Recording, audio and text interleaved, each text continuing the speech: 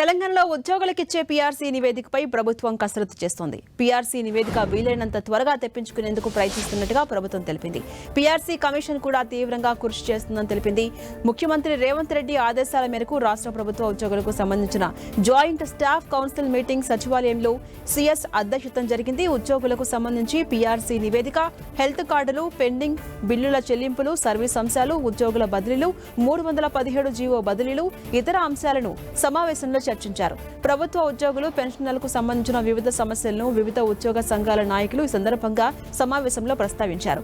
తెలంగాణ రాష్ట్ర అవతరణ దినోత్సవం సందర్భంగా జూన్ 2వ తేదీన డిజిటల్ హెల్త్ కార్డ్స్ ను లాంఛనంగా ప్రారంభించేందుకు తగిన చర్యలు తీసుకోవాలని, అదేవిధంగా సమావేశంలో ప్రస్తావించిన ఆర్థికేతర అంశాలను వీలైనంత మేరకు పరిష్కరించాలని ఉన్నతాధికారులను సీఎస్ ఆదేశించారు. రాష్ట్ర వ్యాప్తంగా జిల్లాల్లో డైరెక్టరేట్ స్థాయిల్లో కూడా జాయింట్ స్టాఫ్ కౌన్సిల్ మీటింగ్లను ఏర్పాటు చేసేందుకు తగిన చర్యలు తీసుకోవాలని తెలిపారు.